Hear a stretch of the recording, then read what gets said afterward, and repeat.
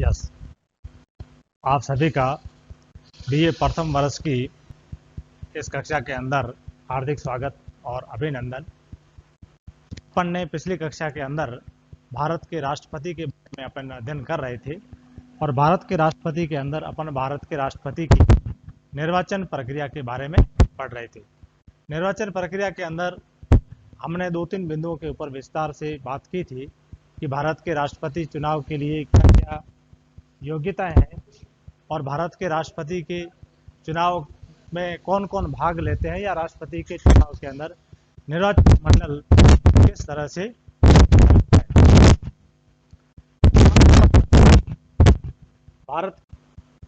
भारत के राष्ट्रपति की निर्वाचन प्रक्रिया के अंदर अपन ने देखा था कि भारत के राष्ट्रपति के निर्वाचन सदन के अंदर 2 तरह के सदस्य होते हैं। नंबर 1, संसद के दोनों सदनों के निर्वाचित सदस्य और नंबर 2, सभी राज्यों एवं संघ शासित प्रदेशों की विधानसभाओं के निर्वाचित सदस्य मिलकर भारत के राष्ट्रपति की निर्वाचन प्रक्रिया पूर्ण करते हैं। आज अपन इससे आगे का टॉपिक देखेंगे कि भारत के संविधान निर्माताओं ने राष्ट्रपति के चुनाव के लिए एक न्यूनतम कोटा निश्चित किया है।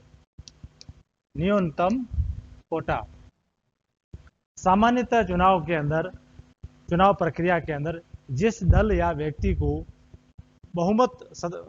मतदान करने वाले सभी सदस्यों का बहुमत प्राप्त होता है वह विजयी घोषित होता है।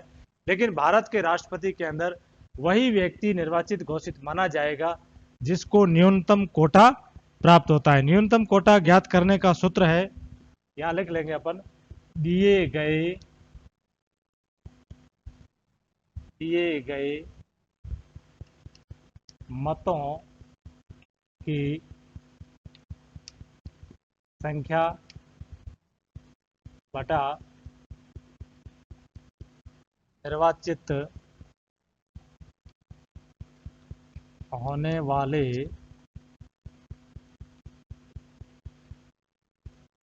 व्यक्तियों की संख्या, यहाँ +1 और आगे यहाँ +1। इस तरह से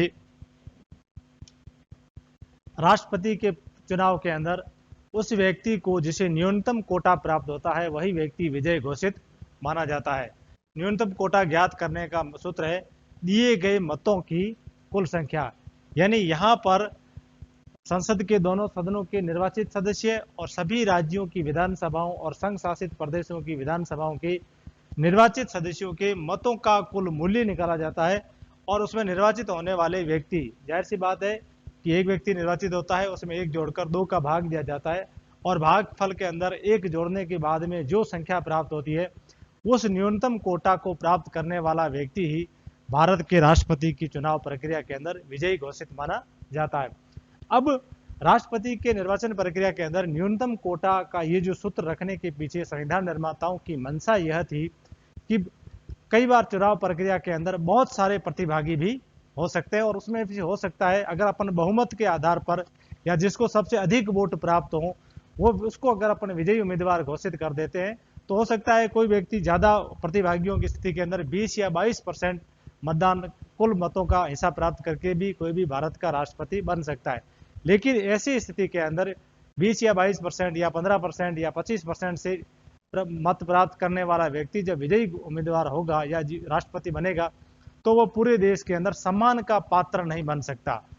लेकिन अगर वह न्यूनतम कोटा, जाहिर सी बात है कि 51%, 50% से अधिक मत प्राप्त करने वाला व्यक्ति भारत का जब राष्ट्रपति बनेगा तो चूंकि भारत का राष्ट्रपति एक बहुत सम्मानित, बहुत इज्जतदार पोस्ट है और उस पोस्ट पर बैठने वाला व्यक्ति 50 या 51% से अधिक मत प्राप्त करने वाला व्यक्ति ही भारत का राष्ट्रपति बने, इसलिए न्यूनतम कोटा का सूत्र रखा गया है। इसके अंदर जो व्यक्ति जितने कैंडिडेट होते हैं उतने ही मत देने का अधिकार होता है और उसमें वरीयताएं निर्धारित होती है जिसका अपन आगे विस्तार से अध्ययन करेंगे। प्रथम राउंड के अंदर जब न्यूनतम कोटा प्राप्त हो जाता है तब तो ठीक है, अगर प्रथम राउंड की गिनती के अंदर भी न्यूनतम कोटा प्राप्त नहीं होता है तो द्वितीय वरीयता के मतों को प्रथम वरीयता के साथ मिलाकर गिनती की जाती है और उस स्थिति तक गिनती चलती रहती है जब तक कि किसी एक व्यक्ति को ये न्यूनतम कोटा प्राप्त नहीं हो जाता। मैं दोबारा दोहरा देता हूं कि भारत के राष्ट्रपति के निर्वाचन के अंदर वही व्यक्ति निर्वाचित घोषित माना जाएगा जिसको न्यूनतम कोटा प्राप्त होता है। न्यूनतम कोटा ज्ञात करने का सूत्र है दिए गए मतों की संख्या और उसके अंदर निर्वाचित होने वाले व्यक्तियों या प्रतिभागियों की संख्या के अंदर 1 जोड़ना है और इसका जो भागफल आए उसके अंदर 1 जोड़ना है। ये जो संख्या प्राप्त होगी, इस संख्या को क्रॉस करने वाला व्यक्ति मतगणना के दौरान जो व्यक्ति या प्रतिभागी क्रॉस करेगा वही व्यक्ति भारत के राष्ट्रपति का निर्वाचित माना जाता है। तो इस तरह से ये न्यूनतम कोटा का सूत्र हो गया। अब अपन इसके अगले चरण के अंदर देखते हैं कि भारत के राष्ट्रपति के अंदर जैसा कि मैंने आपको बताया है कि 2 तरह के सदस्य होते हैं। नंबर 1, सबसे पहला तो है संसद के, मैं यहां दोबारा लिख देता हूं, संसद के दोनों सदनों के निर्वाचित सदस्य, और दूसरा सभी राज्यों एवं सभी संघ शासित प्रदेशों की विधानसभाओं के निर्वाचित सदस्य। अब जैसा कि अपन ने निर्वाचक मंडल के अंदर पढ़ा था कि भारत के राष्ट्रपति के चुनाव के अंदर 2 तरह के सदस्य होते हैं, संसद के दोनों सदनों के निर्वाचित सदस्य एवं सभी राज्य एवं सभी संघ शासित प्रदेश। ध्यान रहे कि संघ शासित प्रदेशों के अंदर जहां पर विधानसभाएं एक्सिस्ट करती है उन्हीं संघ शासित प्रदेशों की विधानसभाओं के सभी निर्वाचित सदस्य मिलकर भारत के राष्ट्रपति का चुनाव करते हैं। ये अपन पहले देख चुके हैं। अब भारत के राष्ट्रपति के चुनाव के अंदर ये जो मेंबर भाग लेते हैं, इसमें प्रत्येक मेंबर का मत का अपना मूल्य होता है। अपन सरपंच के चुनाव के अंदर, एमपी के चुनाव के अंदर, एमएलए के चुनाव के अंदर या अन्य जो यहाँ चुनाव होते हैं उसमें एक व्यक्ति एक वोट का अधिकार है। लेकिन भारत के राष्ट्रपति के चुनाव के अंदर प्रत्येक व्यक्ति के मत का मूल्य अलग अलग होता है, जो कि बहुत ही रोचक और इंटरेस्टिंग है। इस मत के मूल्य का निर्धारण करने के लिए संविधान निर्माताओं द्वारा कुछ सूत्रों का निश्चय किया गया है। उन सूत्रों के बारे में भी अपन देखेंगे। लेकिन मतों का मूल्य ज्ञात करने के लिए 2 सिद्धांतों को आधार बनाया गया है, उसके ऊपर भी अपन डिस्कस करते हैं। 2 सूत्र कौन कौन से हैं? सबसे पहला सूत्र तो यह है कि जैसा कि अपन जानते हैं, सबसे पहले अपन इस बिंदु पर आते हैं 2 नंबर पर। कौन भाग ले रहे हैं? सभी राज्यों की, सभी संघ शासित प्रदेशों की विधानसभाओं के निर्वाचित सदस्य। जैसा कि आपको पता होगा कि प्रत्येक विधानसभा के अंदर जो एमएलए होता है वो अलग अलग जनसंख्या का प्रतिनिधित्व करता है। जैसे उत्तर प्रदेश के अंदर एक एमएलए बहुत अधिक जनसंख्या के द्वारा चुनकर भेजा जाता है। गोवा या सिक्किम जैसे छोटे राज्यों के अंदर बहुत कम जनसंख्या एक एमएलए का निर्वाचन करती है। तो पहला सूत्र तो यह है कि किसी भी एमएलए के मत का मूल्य उतना ही होगा जितनी अधिक वह जनसंख्या का प्रतिनिधित्व करता है। यह सबसे पहला सूत्र है। अगर कोई एमएलए अधिक जनसंख्या का प्रतिनिधित्व करता है तो उसकी मत का मूल्य अधिक होगा। अगर कोई एमएलए कम जनसंख्या का प्रतिनिधित्व करता है, यानी कम जनसंख्या मिलकर उसको चुनाव करती है, तो उसके मत का मूल्य कम होगा। तो पहला सिद्धांत, इस लाइन से अपन इस सिद्धांत निष्कर्ष पर पहुंचते हैं कि सभी राज्यों के एमएलए के मत का मूल्य अलग अलग होता है। अलग अलग इसलिए होता है क्योंकि प्रत्येक राज्य की जनसंख्या अलग अलग होती है और प्रत्येक राज्य की विधानसभा के सदस्यों की संख्या भी अलग अलग होती है। सामान्यतः इसमें से नियम यह है कि जिस राज्य की जनसंख्या, जिस राज्य का एमएलए अधिक जनसंख्या के द्वारा चुनकर आता है उसका मत का मूल्य अधिक, और जो एमएलए कम जनसंख्या के द्वारा चुन के आता है उसके मत का मूल्य अधिक। तो सबसे पहले अपन यहां देखते हैं, पहले अपन देखते हैं कि एक एमएलए के मत का मूल्य किस तरह से निकाला जाता है। तो मैं यहां लिखता हूं,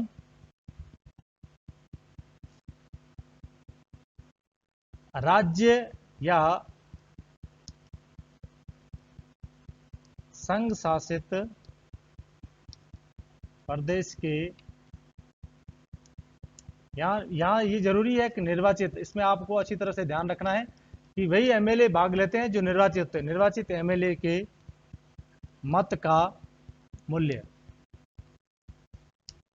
मैंने जैसा कि आपको अभी बताया कि प्रत्येक एमएलए के मत का मूल्य अलग अलग होता है। पहली चीज अपने को यह समझनी है कि प्रत्येक राज्य के एमएलए के मत का मूल्य अलग होता है। गुजरात के एमएलए के मत का मूल्य अलग होगा, राजस्थान के एमएलए का मत मूल्य अलग होगा, उत्तर प्रदेश के एमएलए का मत मूल्य अलग अलग होगा। इसके पीछे कारण यह है कि इन प्रदेशों की जनसंख्या अलग अलग है।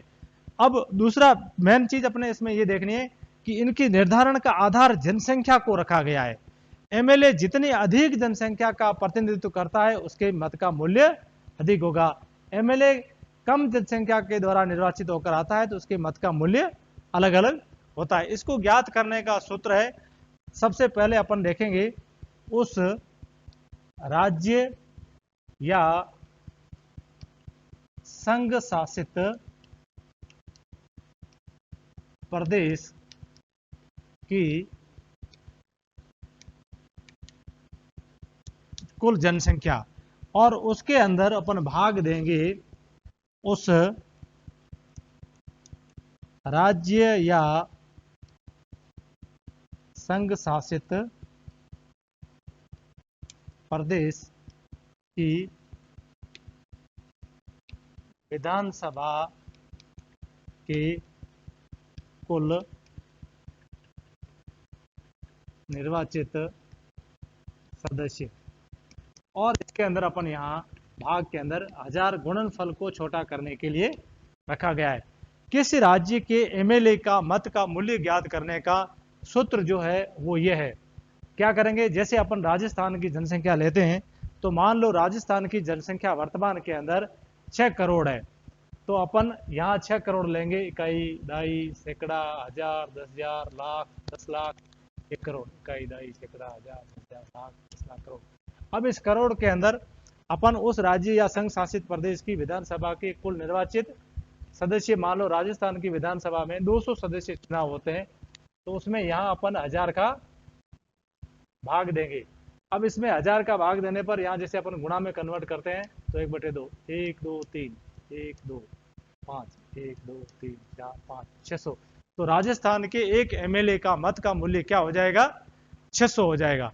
यानी राजस्थान के सभी एमएलए के मत का मूल्य समान होगा, गुजरात के सभी एमएलए के मत का मूल्य समान होगा, उत्तर प्रदेश के सभी एमएलए का मत का मूल्य अलग होगा, लेकिन एक राज्य के एमएलए का मत मूल्य और दूसरे राज्य के एमएलए का मत मूल्य हमेशा अलग अलग होगा। इसके पीछे रीजन ये है कि हर एक राज्य की जनसंख्या अलग है। मैंने यहाँ राजस्थान की जनसंख्या अनुमानतः लिखी है उदाहरण समझने के लिए। तो जो जैसे उत्तर प्रदेश के एक एमएलए का मत का मूल्य अपन को ज्ञात करना है, तो यहाँ अपन उत्तर प्रदेश की जनसंख्या लिखेंगे और यहाँ पर उत्तर प्रदेश की जनसंख्या के अंदर कितने विधानसभा के अंदर कितने कितने एमएलए चुनकर आते हैं, और यहाँ भाग 1000, उसका देने पर जो राशि आंकड़ा प्राप्त होगा वह उत्तर प्रदेश के एक एमएलए का मत का मूल्य माना जाएगा। तो सबसे पहला सिद्धांत अपना यह अपन ने पाया कि भारत के अंदर एक एमएलए का मत का मूल्य सभी राज्यों के एमएलए का मत मूल्य अलग अलग होता है, और एमएलए का मत मूल्य इस बात पर निश्चित करता है कि वह एमएलए कितनी जनसंख्या का प्रतिनिधित्व करता है। अधिक जनसंख्या का प्रतिनिधित्व करता है तो उसके मत का मूल्य अलग अधिक होगा, कम जनसंख्या का प्रतिनिधित्व करता है तो उसके एमएलए का मत मूल्य अलग अलग होगा। दूसरा इसमें यह सिद्धांत अपनाया गया है, जैसे मैं यहां लिखता हूं एमएलए, जैसे दूसरा जो सिद्धांत अपनाया गया है वह यह है कि सभी संसद के दोनों सदनों के निर्वाचित सदस्यों का मत मूल्य बराबर होगा सभी राज्यों की विधानसभाओं और सभी केंद्र शासित प्रदेशों की विधानसभाओं के निर्वाचित सदस्यों का मत मूल्य। मैं यहां आपको एक बताता हूं कि यहां एक तराजू के एक पलड़े के अंदर सभी निर्वाचित एमपी का मत मूल्य मैं यहां रख देता हूं, दूसरे पलड़े के अंदर मैं ये सभी राज्यों एवं केंद्र शासित प्रदेशों के निर्वाचित एमएलए का मत मूल्य। दो चीज तो इन दोनों का जो मान होगा वह बराबर होगा। मैं दोबारा आपको बता देता हूं कि राष्ट्रपति के चुनाव के अंदर मत मूल्य निर्धारण करने के लिए दूसरा जो सिद्धांत अपनाया गया वह यह अपनाया गया है कि संसद के दोनों सदन, कौन से, लोकसभा और राज्यसभा, इन दोनों सदनों के कुल निर्वाचित सदस्यों का मत का मूल्य अपन एक पलड़े में रखते हैं। दूसरी तरफ सभी राज्य, जितने भी राज्य हैं उनकी सभी राज्यों की सभी विधानसभाओं के निर्वाचित सदस्य प्लस संघ शासित प्रदेशों की विधानसभाओं के निर्वाचित सदस्यों का मत का मूल्य बराबर होगा। यानी इनका मत का मूल्य थोड़ा स्टैंडर्ड हाई होगा और इनके मत का मूल्य कम माना जाता है, लेकिन योग जो होगा वो दोनों के मत मूल्य का बराबर माना जाएगा। ऐसा इसलिए किया जाता है कि अपने को समझने की जरूरत है कि इस संसद के दोनों सदनों, लोकसभा और राज्यसभा के निर्वाचित सदस्यों का चुनाव भी संपूर्ण देश की जनसंख्या के द्वारा किया जाता है और सभी राज्यों की विधानसभाओं और सभी संघ शासित प्रदेशों की विधानसभाओं के निर्वाचित सदस्यों का भी चुनाव भी पूरे देश के द्वारा किया जाता है। जब इनका चुनाव भी पूरा देश कर रहा है, इनका चुनाव भी जब पूरे देश की जनसंख्या के द्वारा किया जा रहा है, तो इनका मत का मूल्य इसलिए इनका बराबर रखा गया है। अब अपन दूसरे सूत्र के रूप में, इसको मैं हटा देता हूं, अपन दूसरे सूत्र के रूप में देखते हैं कि एक एमपी या एक एमएलए का मत मूल्य, सॉरी एक एमपी का मत मूल्य कितना होगा। तो मैं यहां लिखता हूं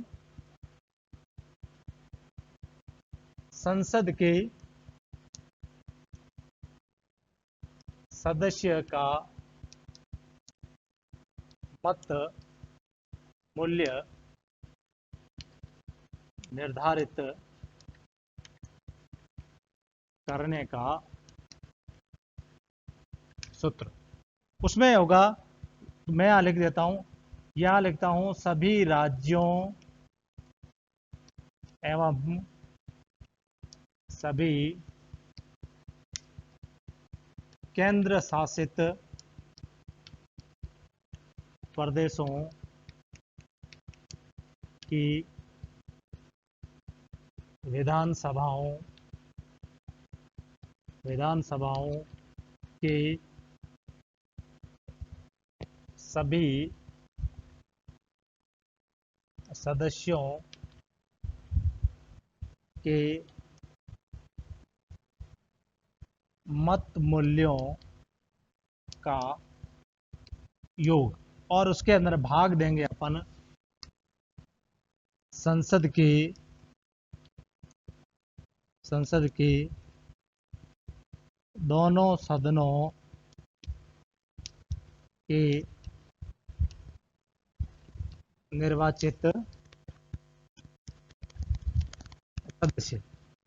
अब यहां एक एमपी के मत का मूल्य निर्धारण करने का सूत्र कुछ इस तरह से है, जैसे अपन ने देख लिया कि सभी राज्य, जितने भी राज्य हैं और सभी केंद्र शासित प्रदेश जहां जहां विधानसभाएं हैं, उन प्रदेशों की विधानसभाओं के सभी सदस्यों को कुल के मत मूल्यों का योग, जैसे राजस्थान के एमएलए का मत मूल्य जोड़ देंगे, उत्तर प्रदेश के सभी एमएलए को प्राप्त मत मूल्य कितने हैं, बिहार के एमएलए को मत मूल्य कितने हैं, दिल्ली के अंदर से एमएलए के मत मूल्य कितने हैं, गुजरात के एमएलए के मत मूल्य कितने, सभी राज्य और सभी केंद्र शासित प्रदेशों के जो निर्वाचित एमएलए हैं उनके सभी को मत मूल्यों की यहां टोटलिंग करेंगे। उसके अंदर अपन संसद के दोनों सदन, लोकसभा और राज्यसभा के निर्वाचित सदस्य संख्या का अपन जब भाग देंगे तो जो रिजल्ट में आएगा वह एक एमएलए के मत का मूल्य बराबर माना जाएगा। उसके बराबर जो रिजल्ट आएगा वह एक संसद के एक सदस्य का मत मूल्य माना जाएगा। और यहां यह ध्यान रखने की मैं दो चीजें आपको दोहरा देता हूं कि एक ही स्टेट के अंदर सभी एमएलए का मत मूल्य समान होगा। जैसे राजस्थान के सारे एमएलए तो सबका मत मूल्य बराबर होगा, उत्तर प्रदेश के सभी एमएलए का मत मूल्य बराबर होगा, लेकिन उत्तर प्रदेश और राजस्थान के एमएलए का आपस में मत मूल्य अलग अलग। इसके पीछे रीजन है कि जनसंख्या अलग अलग है, लेकिन संसद के सदस्य जो होते हैं उन सभी का मत मूल्य बराबर माना जाएगा, चाहे वो लोकसभा का मेंबर है चाहे वो राज्यसभा का मेंबर है, उनका मत मूल्य बराबर माना जाएगा। लेकिन उसको ज्ञात करने का जो सूत्र है वो हमने इस तरह से देखा। तो आज अपन ने दो चीजें देखी कि भारत के राष्ट्रपति के अंदर वही व्यक्ति निर्वाचित माना जाएगा जिसको न्यूनतम कोटा प्राप्त हो। न्यूनतम कोटा रखने के पीछे मंतव्य संविधान निर्माताओं का यह था कि किसी भी व्यक्ति को जब तक उसे स्पष्ट बहुमत प्राप्त न हो तब तक उसे भारत के राष्ट्रपति के पद पर नहीं बैठाया जाना चाहिए। स्पष्ट बहुमत प्राप्त व्यक्ति ही सभी के सम्मान का पात्र या श्रद्धा का पात्र बनता है। दूसरा अपन ने यह देखा कि प्रत्येक जो राष्ट्रपति के निर्वाचन प्रक्रिया के अंदर जो भाग लेता है उनके मत का मूल्य अलग अलग होता है। अब जैसे सरपंच का चुनाव होता है, सभी व्यक्तियों को, चाहे बुढ़ा है चाहे गरीब है चाहे अमीर है चाहे किसी भी पृष्ठभूमि में आता है, एक व्यक्ति को एक वोट देने का अधिकार होता है। लेकिन भारत के राष्ट्रपति के चुनाव के अंदर एमएलएज का मत मूल्य, विभिन्न राज्यों के एमएलएज का मत मूल्य अपन ने देखा कि अलग अलग होता है। उसका मत मूल्य को अपन कह सकते हैं उसका वेटेज, और संसद के दोनों सदनों के निर्वाचित जो सदस्य होते हैं उनका मत मूल्य भी एमएलएज के मत मूल्य से डिफरेंट होता है। और इसको ज्ञात करने के ये निम्नलिखित सूत्र है। इन सूत्रों के आधार पर भारत के राष्ट्रपति के चुनाव के अंदर गणना की जाती है, और प्रथम गणना के अंदर अगर किसी व्यक्ति को न्यूनतम कोटा प्राप्त हो जाता है तो वो भारत का राष्ट्रपति बन जाता है। और प्रथम वरीयता के मतों की गणना करने के बाद में भी किसी को अगर न्यूनतम कोटे की स्थिति प्राप्त नहीं होती है तो द्वितीय तृतीय चतुर्थ जितने भी कैंडिडेट होते हैं उस सीमा तक वरीयता के आधार पर गिनती की जाती रहती है। व्यवहार की दृष्टि से देखा जाए तो भारत के राष्ट्रपति के चुनाव के अंदर कभी भी द्वितीय वरीयता के वोटों को गिनने की स्थिति नहीं आई। केवल 1969 के अंदर पंचम राष्ट्रपति के चुनाव के अंदर द्वितीय वरीयता के मतों की गणना के आधार पर ही भारत के राष्ट्रपति की निर्वाचन प्रक्रिया संपन्न हुई थी। वरना कमोबेश स्थितियां अभी तक यही रही है कि प्रथम वरीयता के वोटों की गिनती के आधार पर ही भारत के राष्ट्रपति का चुनाव हो जाता है। आज अपन ने इतना ही पढ़ा। बहुत बहुत धन्यवाद। बाकी अगली चीजें अपन अगली कक्षा के अंदर देखेंगे। Thank you.